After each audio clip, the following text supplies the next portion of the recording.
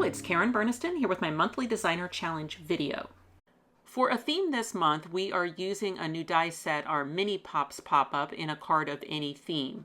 The Mini Pops pop-up has 4 generic pop-up mechanisms that can be used lots of different ways, and what I am going to show in the video today is how you can use one of our pop-up ball dies, in this case I'm using the smaller bitty ball, to animate some of those platforms.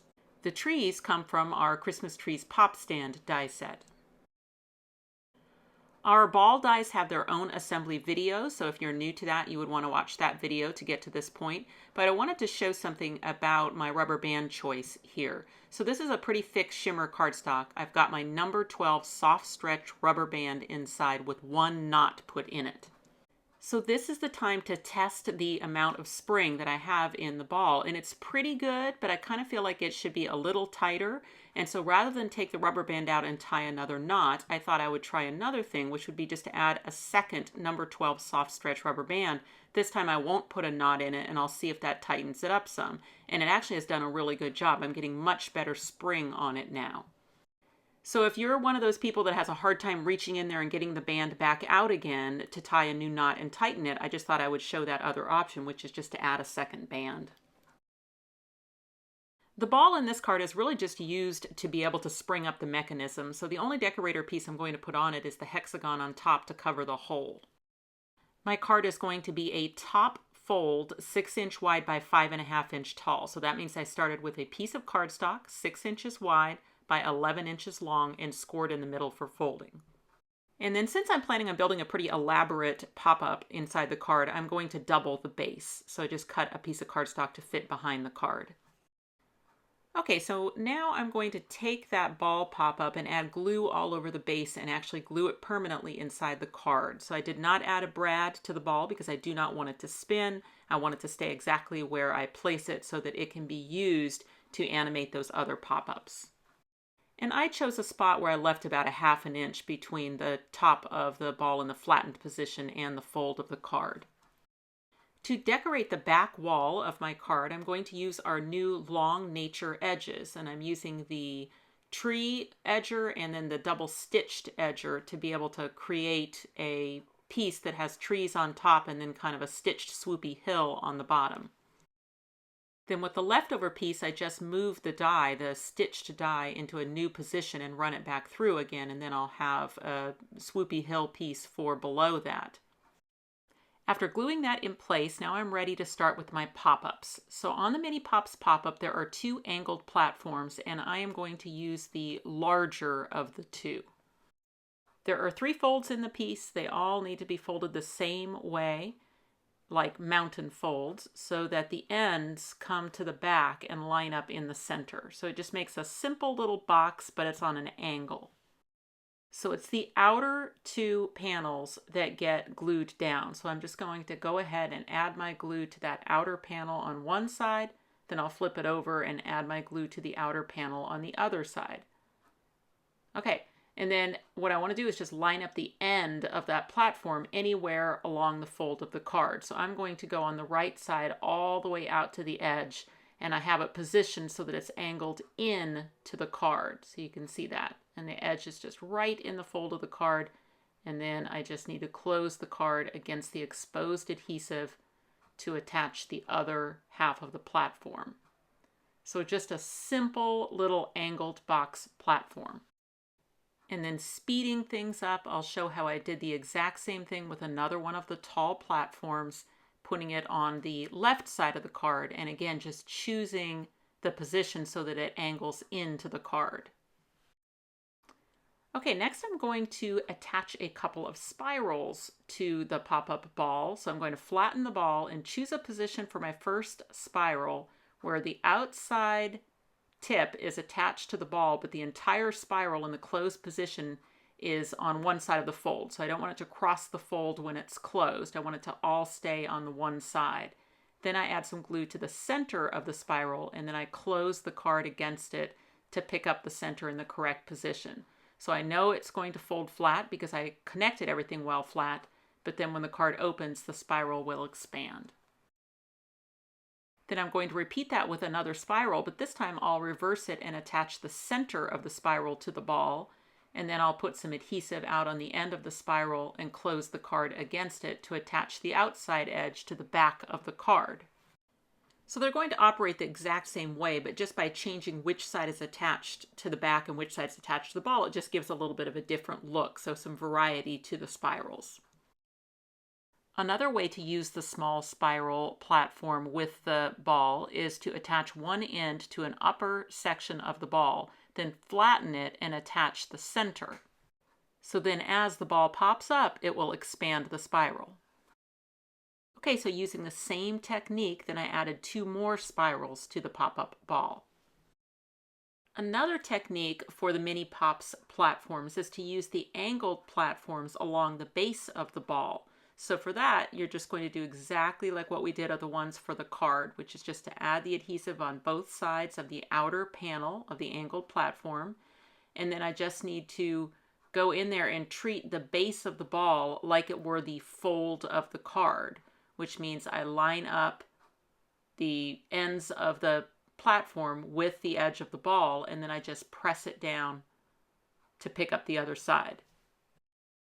And the Mini Pops does include 2 angled platforms, one larger, one smaller, so you can use one of each, for instance, in the same section if you want to have different height and angles to your platforms. So along the front of the ball, I ended up adding 2 of the large angled platforms and 1 of the smaller. I've grabbed 3 dies out of the Christmas Trees Pop stand and die cut the 2 trees out of green cardstock and then the set of 2 trunks out of brown. Okay, so the first thing I'm going to do is just glue the trunks to the base of the trees. These are typically trees that get put inside of another big tree, so they don't usually have trunks. So usually there's not a trunk in the way of that bottom notch, but in this case there will be. So what I need to do with my scissors is just get the notch extended through the trunk just on the one tree that only has notches. So not the one that has the slot, that one's fine. But the one that only has notches, I need to extend it so that I can slide the trunk side in to the slot, get it seated at the bottom, then I just fold down one of the triangles at the top of the tree and then unfold it on the other side. And then I'll have that little dimensional tree.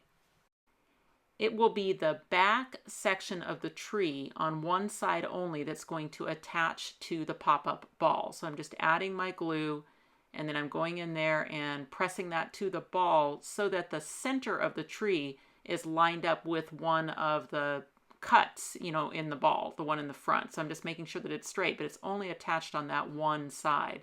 It'll need that because the ball expands as it closes, so then it's going to kind of tilt the tree. It'll look a little sideways when the card is closed, but then as it pops up, it'll straighten. I assembled 4 more trees in the exact same manner. I'm going to attach the next tree to the ball using the same method. So the adhesive just goes on one panel of the ball, and it's the back section of the tree that should get pressed to that adhesive. So if you have the seam of the tree, like the center of the tree going right on the seam of the ball, then the other section of the tree can open as the card does, but it'll still fold flat for mailing. And you could, if you wanted to, if I didn't have all the spirals, I could go around and add a tree to every single section. So that might be an interesting card as well. But for this one, I'm just going to attach 1 more tree. And this one I'm going to attach to the first tree, just using 1 section. And I'm just trying to match the angle of the first tree in the closed position, but keeping my second tree in the card. And then it'll straighten as the card pops up. So I just think that's fun to have that little cluster of trees attached to the pop-up ball. Okay, my final 2 trees are going to go on the angled platform. So just a little bit of glue on the front of the platform, and then I'm attaching the outer back section of the tree and just making sure that they stay in the card when the card is closed. I'm using the small snowflake from our Snowman die set as a tree topper, and just in all cases making sure that I don't impede the tree that has to open and close. And then the bigger snowflakes come out of our Holiday Charms set, and I've cut just a whole bunch of snowflakes, and now I'm going to go around and on the various platforms just basically fill them out with snowflakes and make a cool sculpture. And I did not spare the snowflakes. I just had a lot of fun adding them all over to the platforms, to the spirals, Just always important to kind of check as you go. After you add each snowflake, just collapse the card down and make sure that you haven't created like a catch point or something. For a greeting, I'm using our big Merry Christmas script die.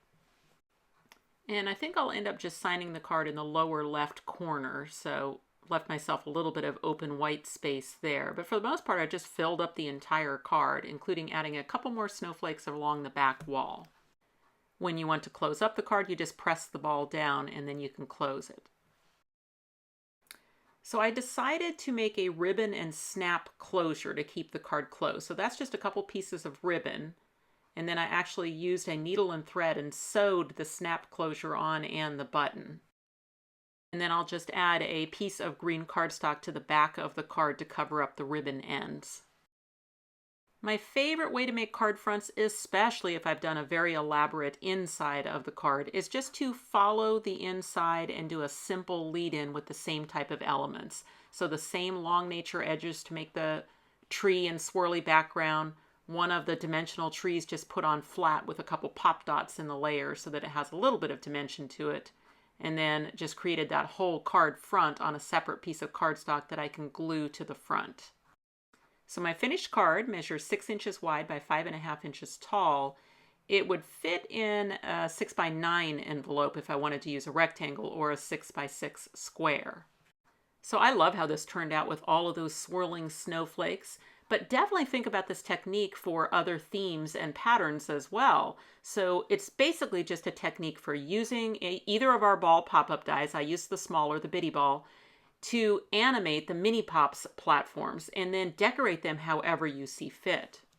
I could see the ball being like a cupcake for birthdays, and then on all of the spirals and platforms could be balloons or presents or cupcakes or some combination of all. Check the description box below this YouTube video for a link to the blog post. On the blog post, you'll find links to the Mini Pops cards by our very talented design team. Thanks for watching.